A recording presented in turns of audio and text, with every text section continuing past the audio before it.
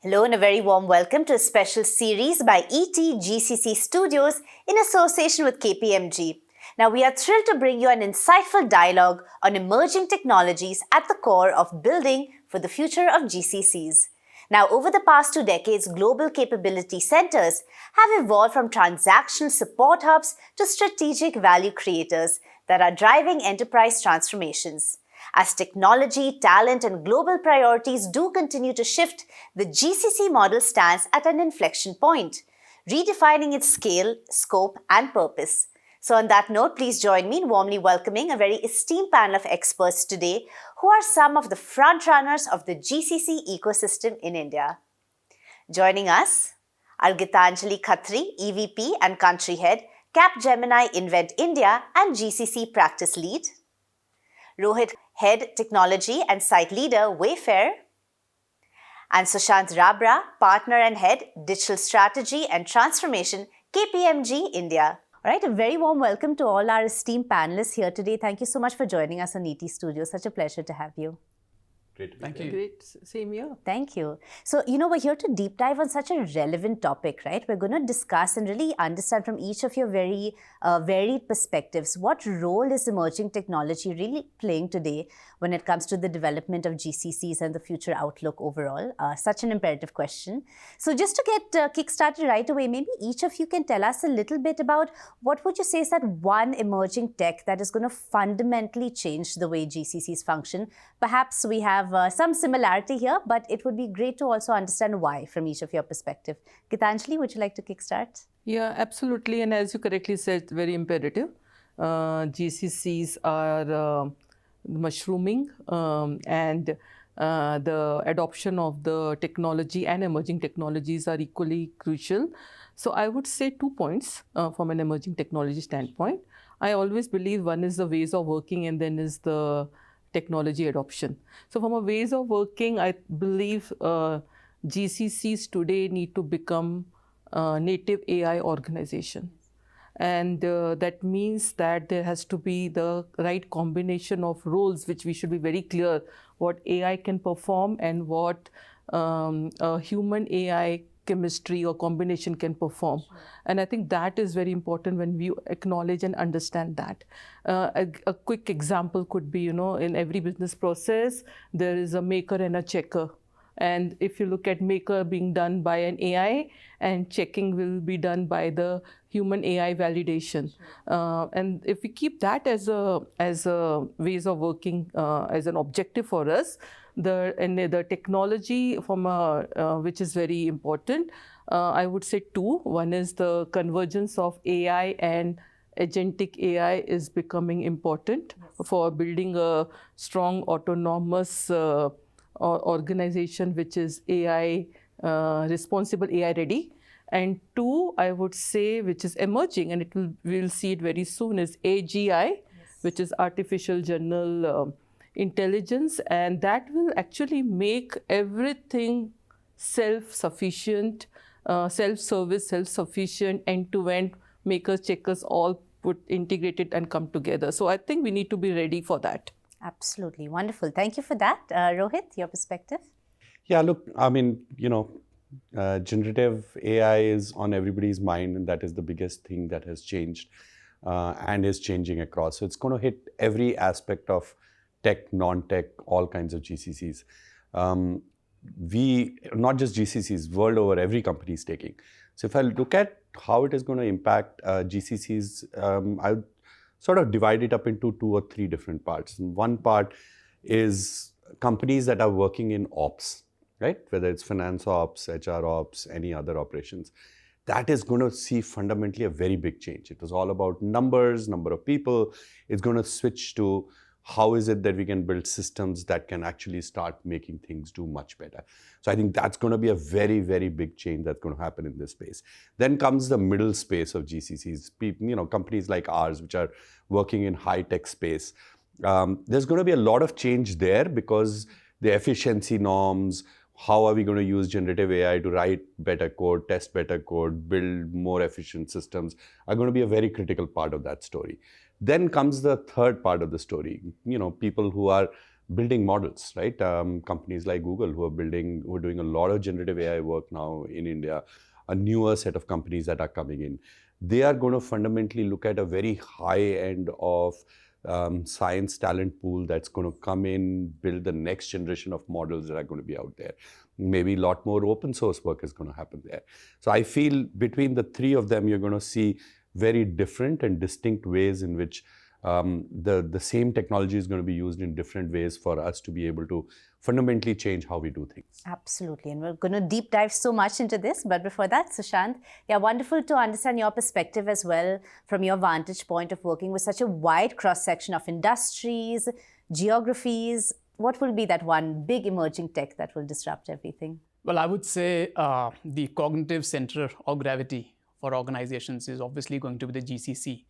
And if you look at that, there's a very interesting shift that is underway. Classically, we have been looking at GCCs as play of scale.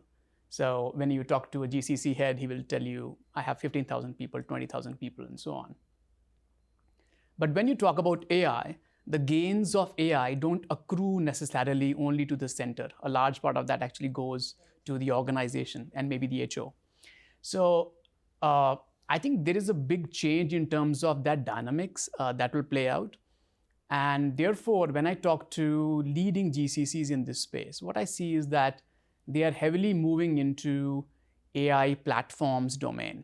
So if eventually the entire organization has to leverage the cognitive power of AI, it has to be done somewhere which has the best vantage point of what the organization is doing. And what's a better place to do that than the GCC? I'll give you an example.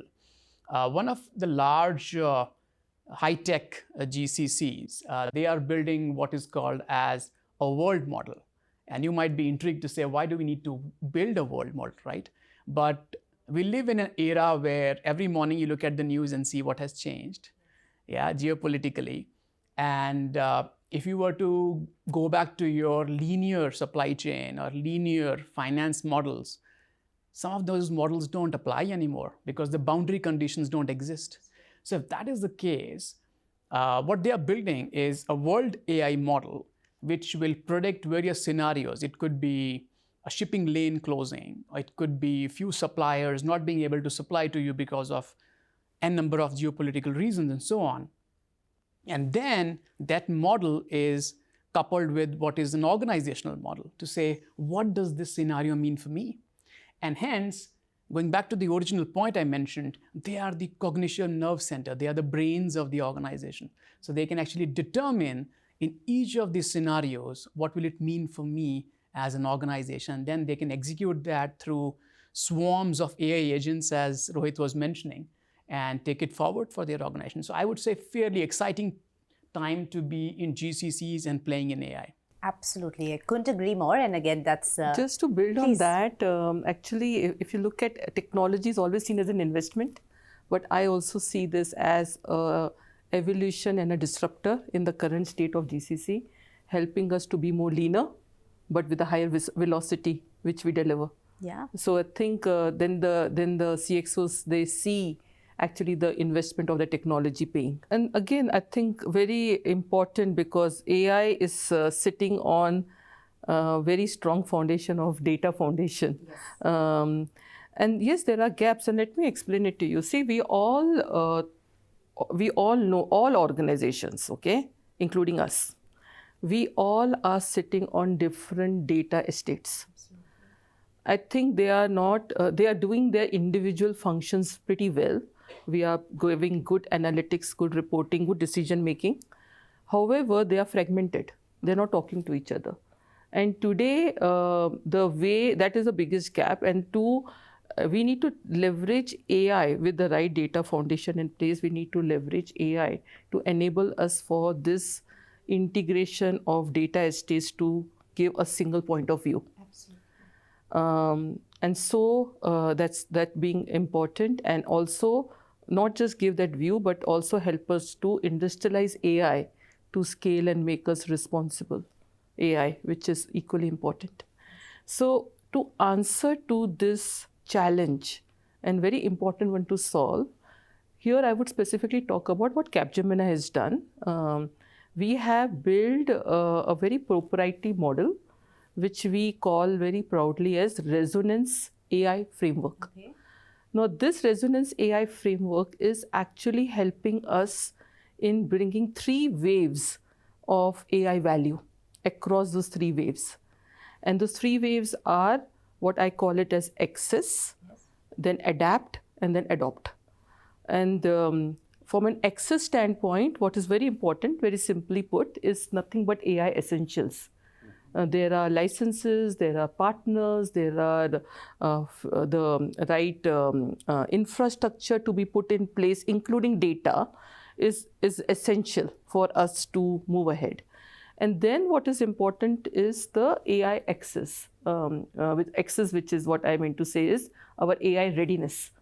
And from a readiness standpoint, which is again important, that do we have the right enablers? Do we have the right solutions, the right use cases, which are aligned to the business nuances and the outcomes? And for that, what is also important is are we embedding trust AI, sovereign AI, as well as the responsible AI, ethical AI, everything in that. So we have created our framework to address that when it comes to our AI readiness. And then the last but not the least, which is so important, is the adoption. And the adoptions is very important, which we call proudly as a human AI chemistry. It's an acknowledgement. When you acknowledge, you adopt. And when you see it evolving to the right culture, change management, the whole talent transformation, is what roles can be done by AI and what can be done jointly as a human AI. Is AI my buddy? Is AI not just a co-pilot, but also a co-thinker? I think all of that today, it sits under our Resonance AI framework, which we are enabling organizations, including us, to move through that journey and addressing those gaps. Wonderful. Thank you for sharing that. Truly inspiring to hear what such large-scale GCCs like Capgemini are doing. Rohit, would love to get you in on this as well. Of course, from your perspective, we're looking at tech-enabled experiences at such a vast scale. So also your perspective on what does it take to really ensure that that level of innovation, experimentation, all of that can happen without putting too much risk, operational risk ultimately on the organization? Yeah, I mean, we are a retailer. So at the end of the day, our fundamental goal is really to provide experiences to our customers who are able to use our products and, of course, buy more and buy the right things for them. Many years ago, we made the move to cloud. And once we moved to the cloud, it gave us fantastic opportunities for us to experiment a lot faster, because now we have everything in one place. We can spin up clusters. We can do a lot of things to start making that happen. So we did that move that worked very well for the company, and we've of course optimized it over time. And then along came the generative AI pieces that started fundamentally changing the quantum of work that we could do on these places. So just a very quick thing. We are a home segment company. So what happens in the home segment, if you look at it, everything selling has moved, most of the things have moved online, right?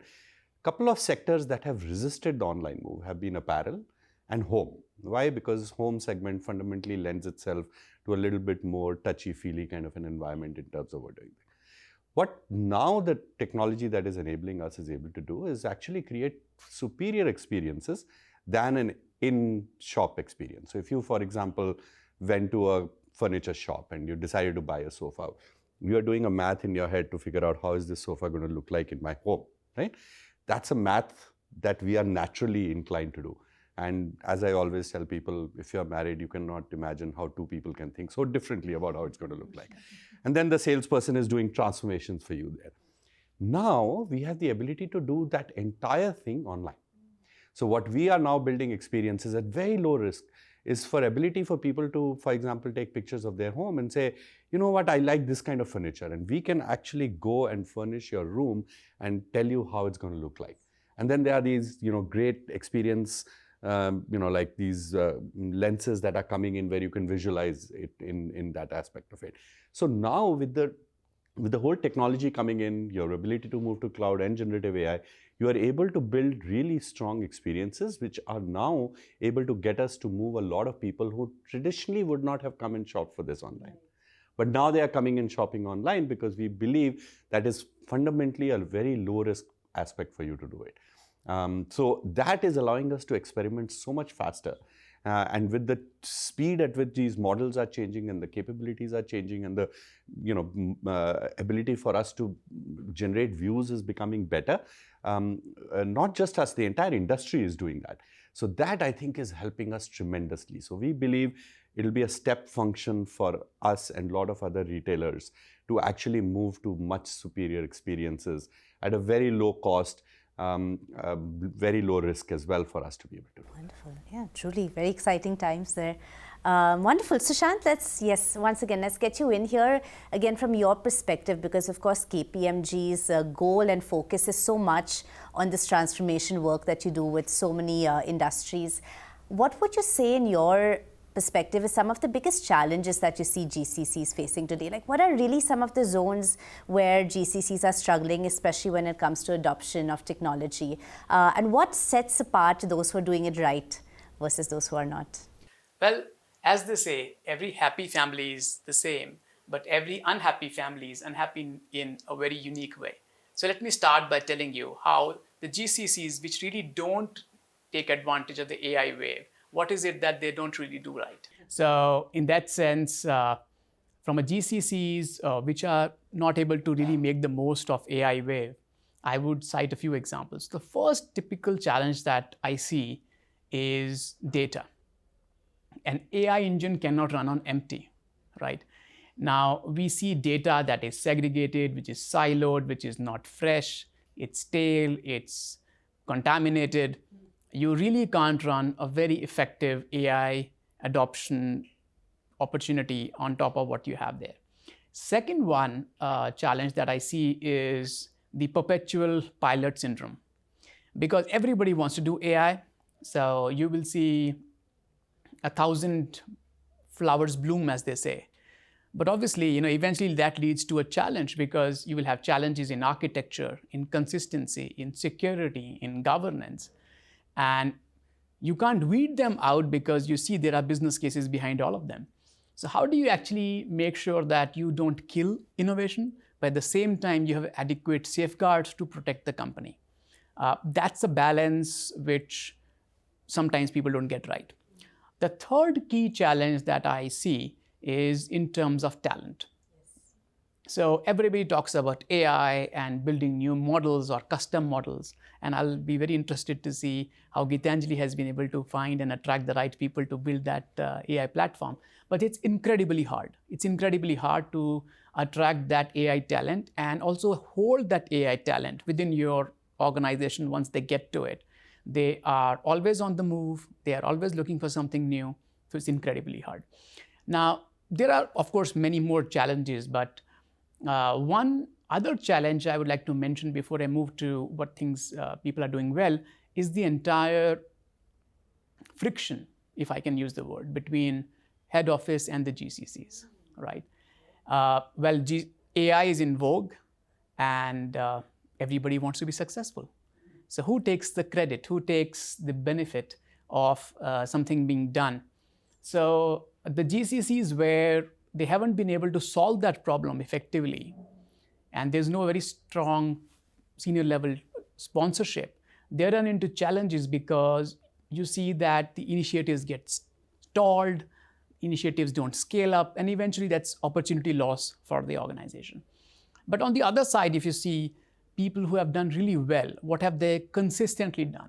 One, I've seen that they typically create a unified AI platform.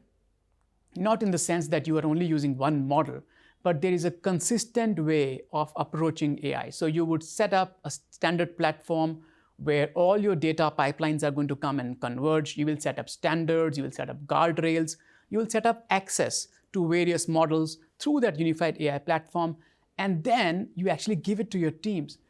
And guess what? Actually, innovation multiplies because people know that they have a boundary within which they can play and they are safe. So they actually adopt it much more.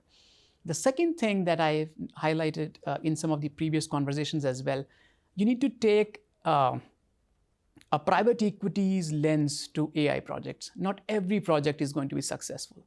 if you are pushing the AI team to show ROI in every project that you go after, you're going to end up with ideas which are probably not moonshots, but are safe ideas because they know they can get you X multiple. But I think when we are investing in AI, we should look at it as a portfolio. Maybe it's 3 of them will not do great. Another 3 of them will do maybe moderate, but you will have another 4 which will really more than make up for the 6 that didn't work. So if you look at it in a portfolio way and you normalize and accept failure, that's hard to do. But then you will see actually innovation on AI actually expanding significantly. And lastly, from a governance perspective, we have seen some GCCs which have really perfected this tango dance between GCC and the global owners, where they work together, there is shared KPI, shared ownership, shared success, which is made visible to the entire organization. And once you make one team or one unit or one function successful, that just unleashes the momentum for others to get on to the AI bandwagon. So from a change perspective, if we keep our eye on the ball, that is also very, very important to be successful. Wonderful. Thank you for that. And yes, I'd absolutely love to get Geetanjali and Rohit, your perspective on this. And, Geetanjali, to you, of course, the expectations, as Sushant is saying, out of what AI should be delivering is so vast. And now we're looking at a time where the expectation, it should be predictive, moving far beyond just an analytical role. What does it take to really make sure, first of all, are GCCs ready for it? You described previously your solution that you use in-house. So how prepared are you? And to all the points on change of governance, retaining and attracting the right talent, organizational culture, how does it all lend to a successful internal ecosystem? Yeah, and I think it's imperative to see that today the GCC roles are actually changing. And I think the ask is very clear. The AI transformation journey or evolution of AI adoption is no longer parent company or only large organizations looking at it. I see actually a faster adoption happening at the mid-tier companies because they are the agility is much more faster on that front. And I know you did speak about it, but there is a lot of things which goes from a talent culture and governance standpoint. But what I wanted to say, GCCs today have to be strategic. They have to be fully aligned with their parent organization, to their objectives, to their priorities, so that they can also play a role which is where they feel more accountable with a high level of ownership. That is where the high level of engagement will come. When the high level of engagement comes, the innovation happens, the transformation actually happens. All of those things are related. And AI plays a role because it makes us more predictive, more prescriptive. It helps us to make decisions. And it's when we show all of that in our day-to-day delivery, because India or GCCs are actually supposed to do scale, and they are supposed to deliver more outcomes and all of that. But it comes with a much more predictable models which can enable them. And for that, so the role of GCC, which is what I was trying to say in terms of the why this is important. Now let's look at it. What do we need to do from other than just having a framework? We also have a good workbench. We also have very successful use cases which could be an inspiration to others who would like to make the change and not waste time on things which we cannot, as you correctly said, Sushant. So I think from a talent, culture and governance, 3 things which we are focusing on. Okay, and I think as an industry we need to focus on 1760 GCCs today in India.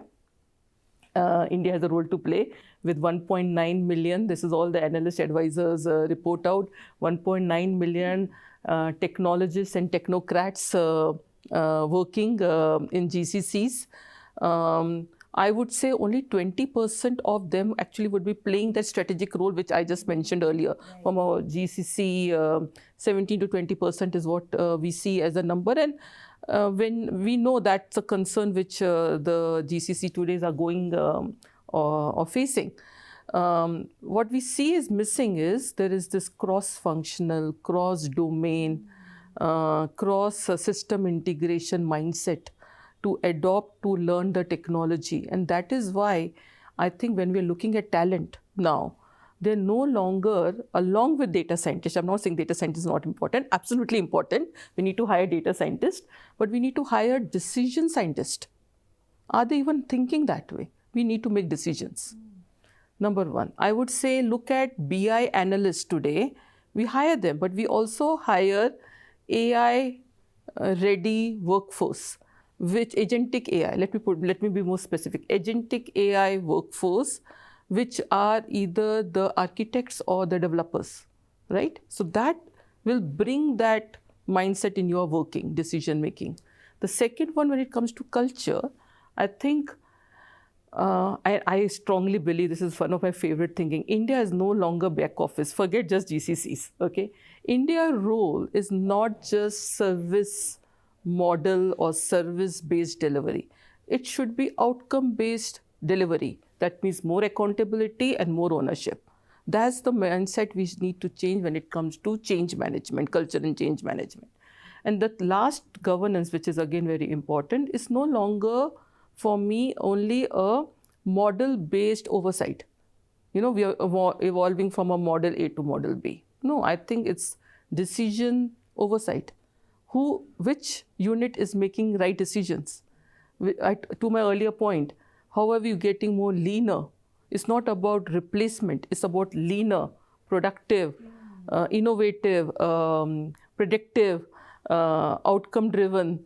How do you measure that? So that all has to come when it comes to governance.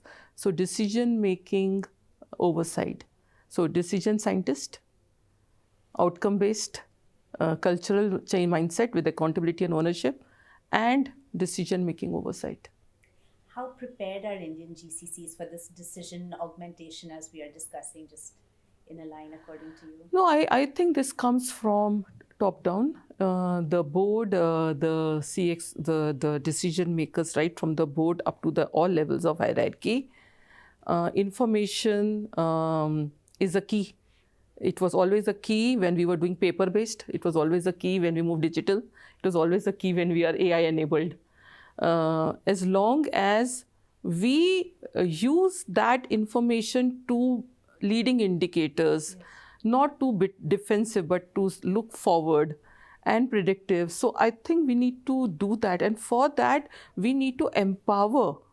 So I strongly believe it's not just the technology, which I was telling you. It's about the way of working. It's how you look at business. How are you client-centric? Are you outcome-centric? Then the roles and responsibilities needs to be defined. And actually, one of our author from Capgemini, she's written and published a book in HBR. It's a great book.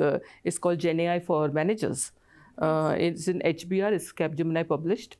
Book by Elisa, and she has clearly said the organization, all hierarchy needs to go through that understanding. Then the talent transformation will happen, because they will know their clear roles and responsibility to do exactly, to your point, it's not actually rocket science. It's about should I do, or should I take permission to do, or can I do, and why shouldn't I do it? Sure. It's that change. Yeah. Thank you so much for that, Rohit. Yeah, I'd love to get you in on this as well.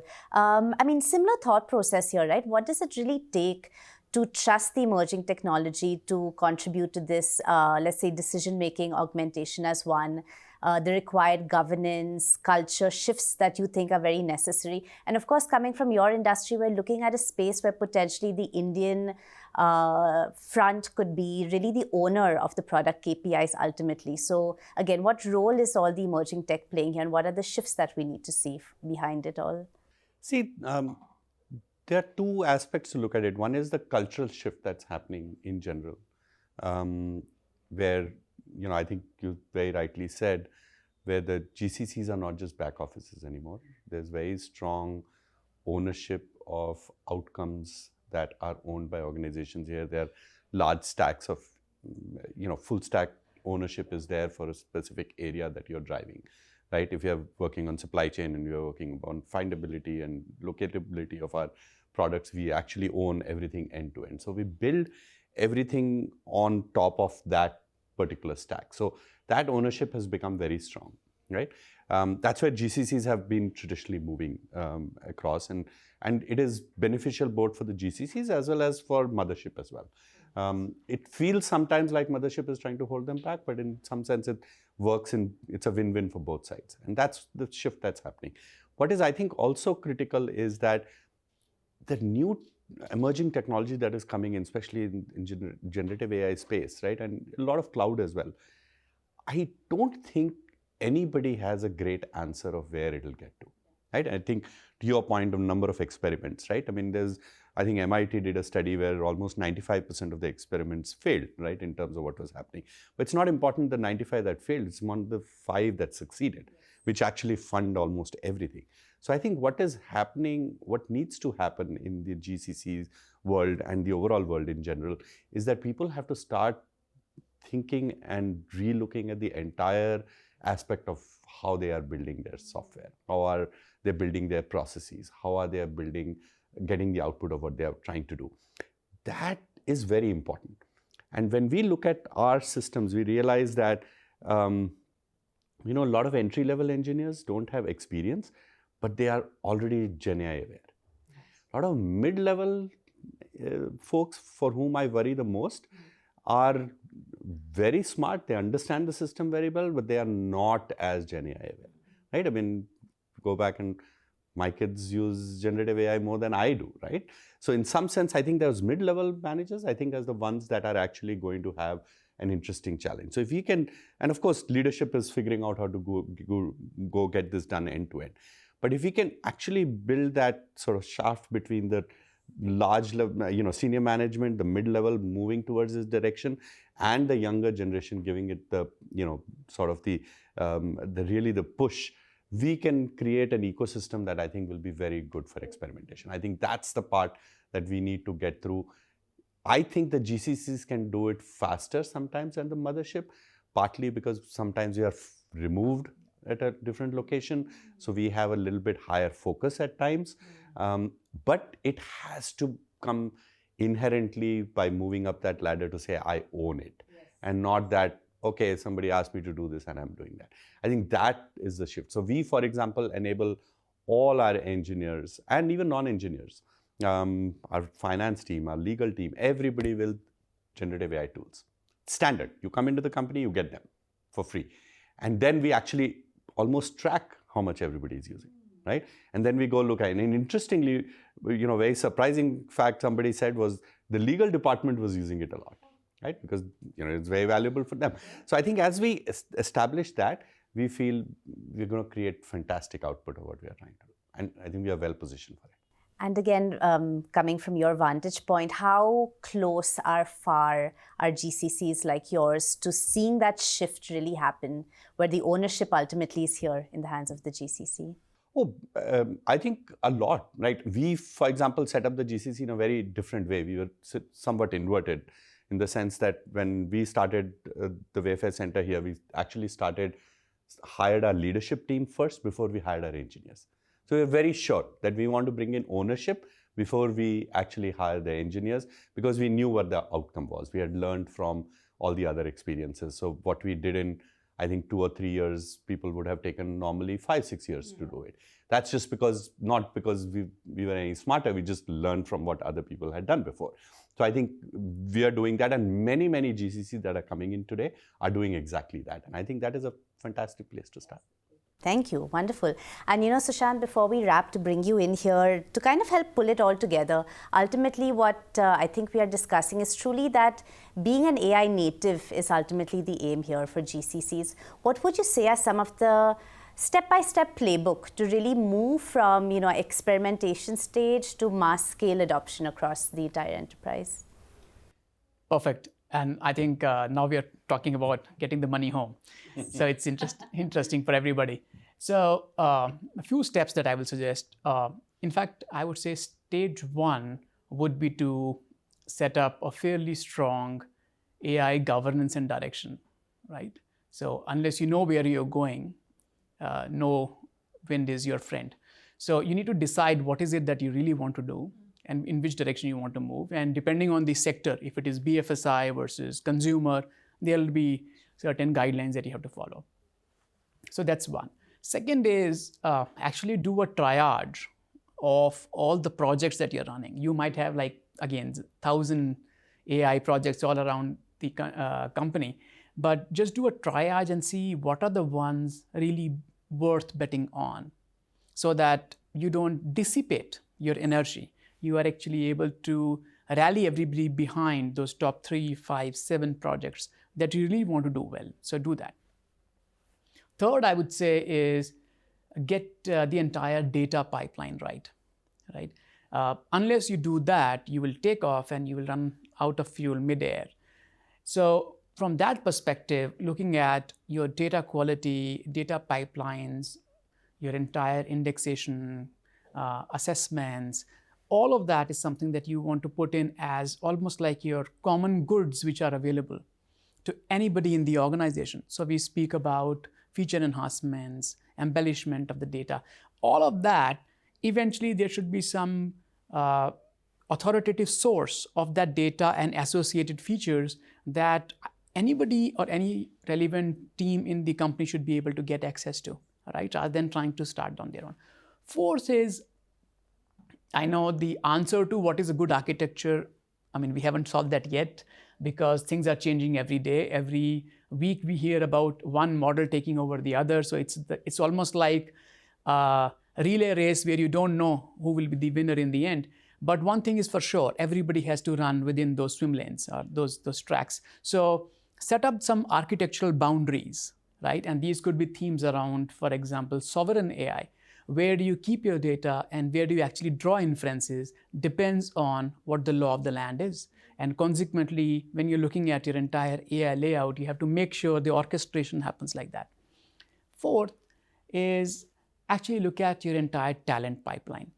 If you think that you're going to go and hire 500 top-notch AI professionals tomorrow, you are in for a shock. So best way to get them, and again, taking learning from what others are doing, and I'm sure you are all doing the same. One, actually start your AI academies, right? People are actually self-motivated to build a career. To the mid-career professionals that you spoke about, if we are concerned about them, I'm sure they are restless themselves as well because they know what is happening. So it's their personal drive and motivation which is aligning to what we want them to do. So in a way, the case for change is that much more easy. So if we can get them through reskilling, if we can get them through those AI academies, there might be a win-win for everybody. Second, from a talent perspective, don't always look within the organization. See what is the loosely coupled ecosystem you can leverage to get the talent. Everybody need not be your FTE. It could be an advisor, it could be a consultant, it could be a job role based expert coming in.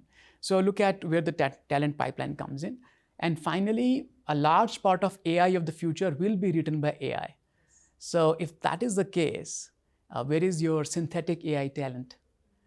If you can invest in that, then you will be able to scale it up much more than what you have right now.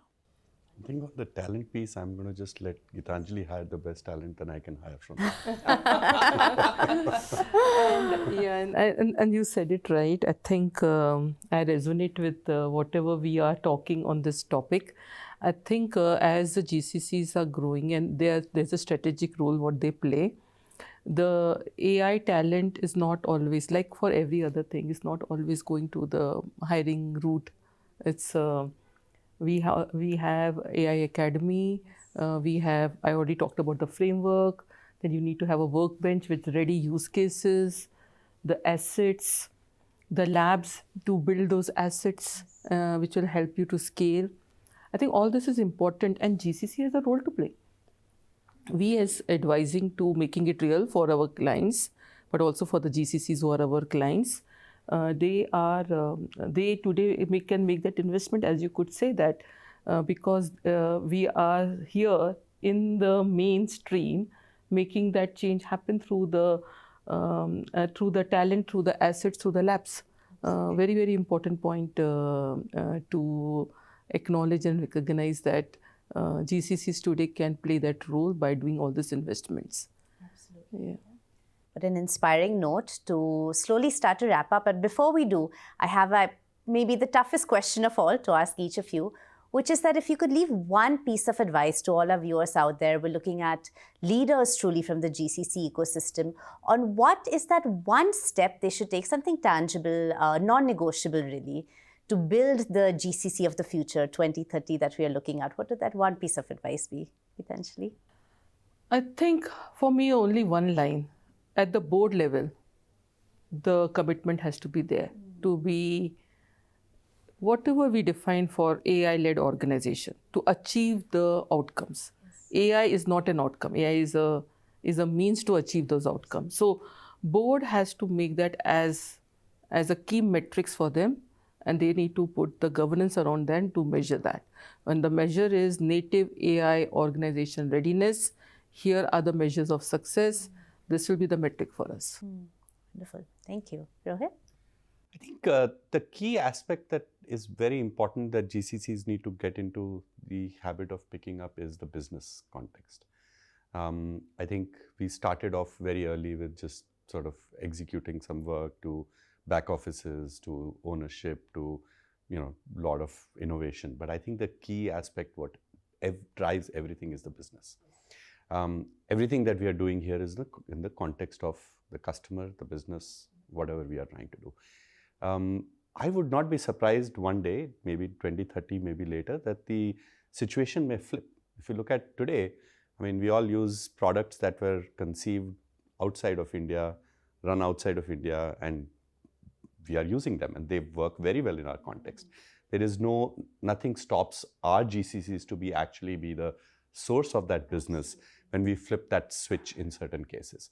And it's not about headcount, it's not about cost, it's not about technology either. It's about the business context. And I think as India, as a country grows a lot more confident, if you look at it, we have some of the best e-commerce companies in India, yes. Right? Even the global e-commerce companies have come here and learned a trick or two, right? So as a result of which, I think focusing on the business and understanding why we do what we do and who are our customers and how are we creating value is what will fundamentally change the context in which we are operating. And I think that is the most critical part. And sorry, but and that is why I was saying, you're fully right, that India is no longer a delivery platform. It is a business platform, and delivery is part of that. Absolutely. Right? Wonderful, thank you. Sushant? Fully agree with the thoughts mentioned here. But one lens that I want to bring out is the biggest change underway is from services to platforms. So for GCC leaders, we should start thinking about what part of my services can be productized. And AI is a perfect way to do it. So for example, instead of sales as a service tower, what if I can give sales forecasting, sales analysis, customer loyalty as a platform? If that happens, then you are, to your point, building in India, and you're inverting that conversation saying we are consuming products. We are now creating products for the world. And that, I would say, would be the true opportunity for our GCCs. And frankly, in the entire organizational context, I wouldn't say there are too many places, even organizations can do that, if not in the GCC. Wonderful. Thank you all so much. It's been such a pleasure to have such a thought leadership discussion today. And truly, you are all the voices that are going to shape the future of GCCs in India tomorrow. So thank you for being here and sharing all your insights. It's been a pleasure. Thank you very much for letting us share our perspective and learning from each other. Thank you. Thank you so much. Thank you. All right, on that note, that's all we have for you on this special edition of the GCC Leadership Series, brought to you by ET Studios and KPMG. So today's conversation has made one thing abundantly clear. Emerging technologies are not just enabling GCCs, they are truly redefining their purpose, their operating models, and the strategic value that they unlock for global enterprises. Do stay tuned for ET Studios for many more insights, expert perspectives, and the stories that are shaping the future of GCC ecosystem in India. Until next time, many thanks for watching.